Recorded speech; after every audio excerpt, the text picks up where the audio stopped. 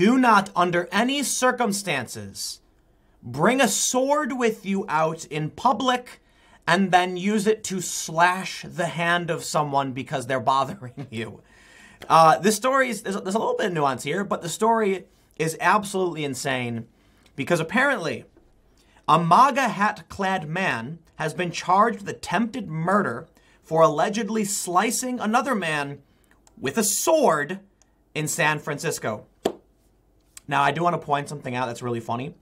Newsweek, I don't know why you're doing this, but the video on this article is about a man with a MAGA hat apologizing to CNN for flipping him off. And I thought that was kind of sweet. You know, I'm like, here's a terrifying story. God knows why this guy drew a sword and sliced the hand of someone else. Escalation, in my opinion. We'll talk about it. But then Newsweek comes in here and says, here's a nice little charming video of an old man and woman apologizing to a reporter for flipping him the bird. All right.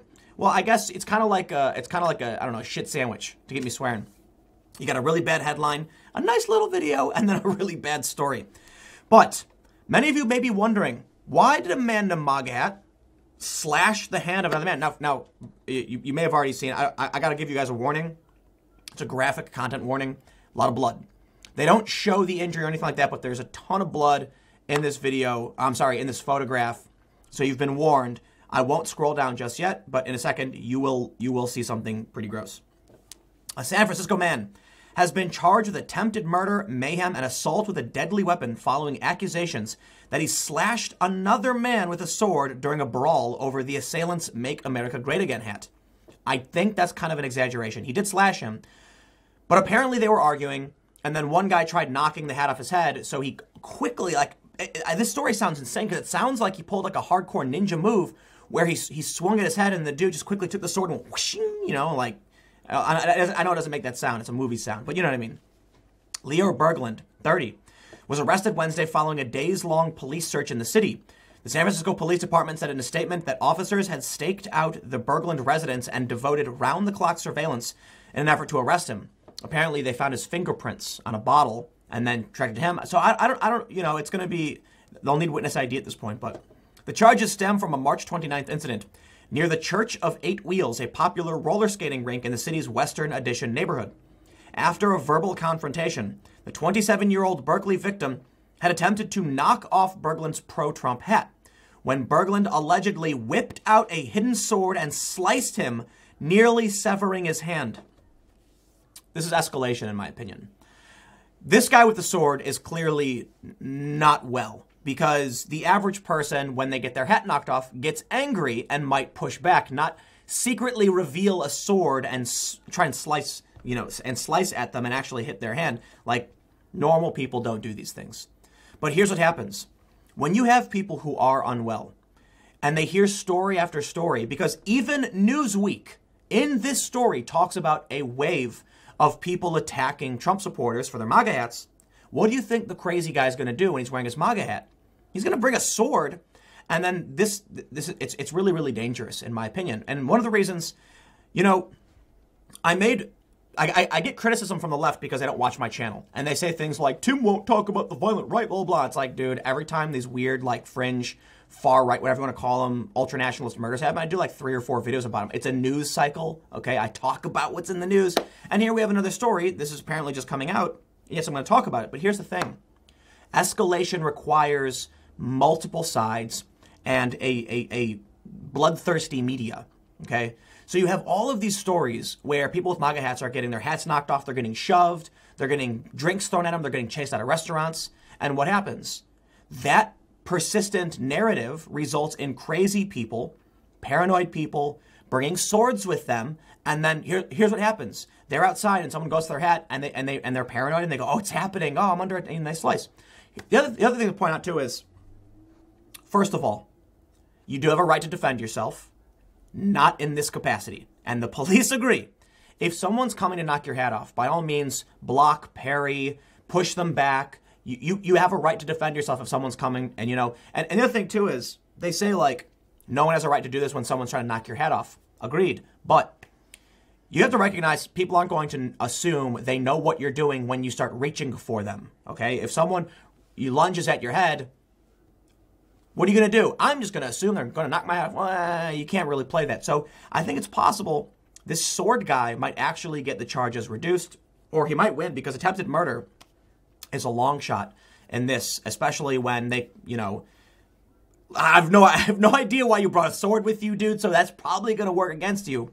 But keep in mind, they're going to have to convince a jury that he was trying to kill this guy, a guy who, was not trying to knock his head off, and framing is everything.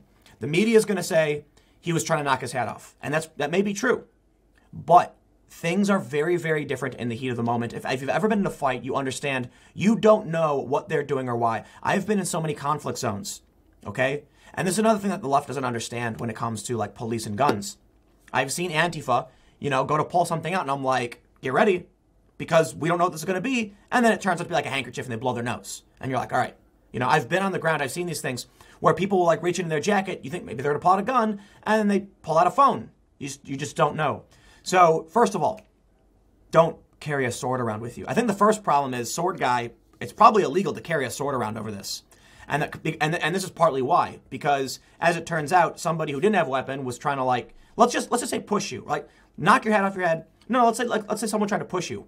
The response to being pushed isn't to unsheath your sword and then swing at them.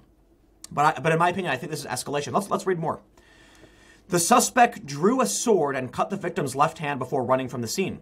The victim and a witness initially chased the suspect until he turned and began advancing towards them. They ended their pursuit and the suspect fled the area. Berglund, who was reportedly identified by fingerprint evidence left in a beer bottle, appeared in court on Friday and did not issue a plea. A judge set bail at $250,000, according to the San Francisco Chronicle. He appeared defiant during the proceedings and at one point turned to his attorney and said, "I can defend myself."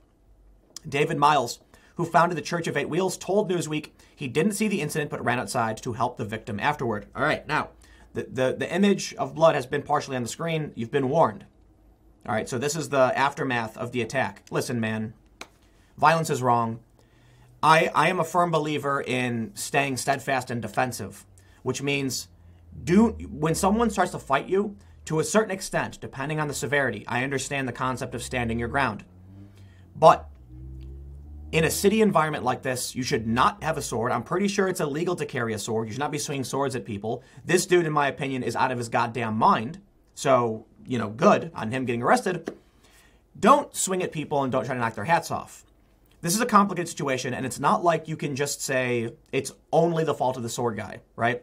And this is one of the big challenges when trying to talk to the left about consequences. They love saying, freedom of speech doesn't mean freedom from consequence and all that stuff, right? Listen, if you start a fight, you don't know what the other person will do. In this instance, the dude tried to knock a hat off someone's head. Wrong. Absolutely wrong of him to do. Unfortunately for this guy, the dude he tried to knock the hat off was a crazy person with a sword and sliced his hand and sprayed blood all over the place.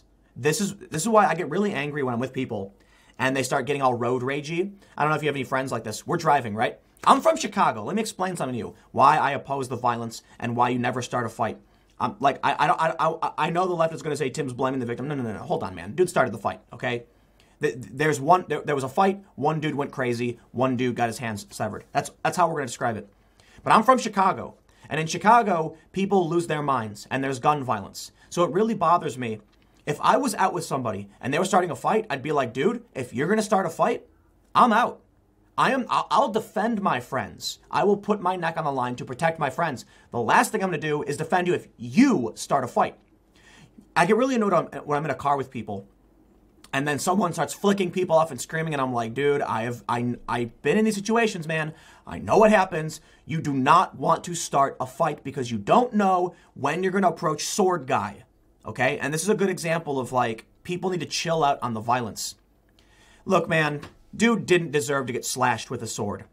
But what you need to pay attention to when you have all of these stories nonstop of people pushing, Trump supporters around, screaming in their faces. Look at the story we had the other day.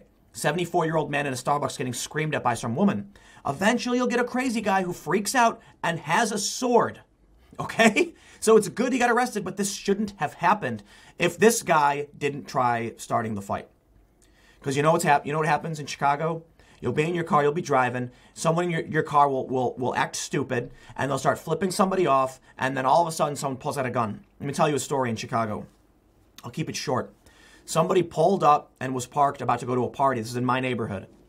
Apparently, they parked in front of the house where a drug dealer normally sold. So the drug dealer walks up. The dude in the passenger side apparently tells him, like, go screw himself in a matter of words. And the guy who's selling is like, what do you want?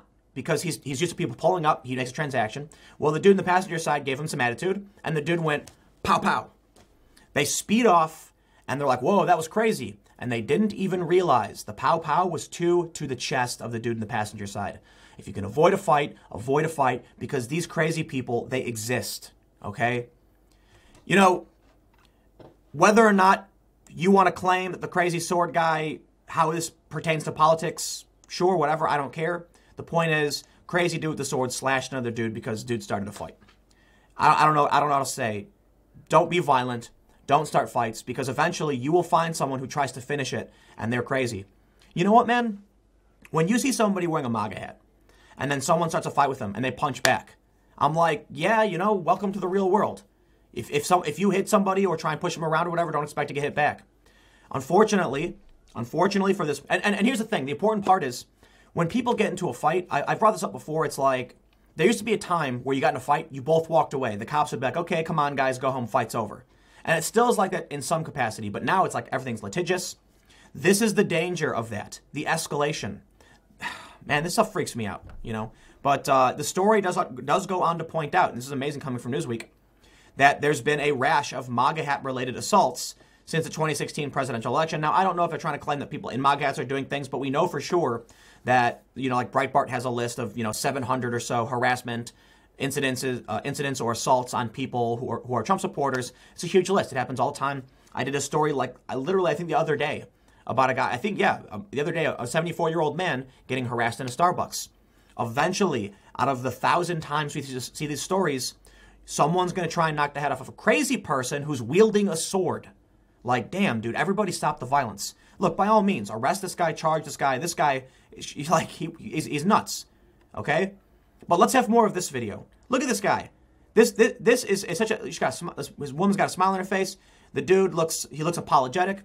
And I appreciate Newsweek putting this video in where it's a man in a MAGA hat apologizing for flipping off a CNN reporter. That's what we should see more of.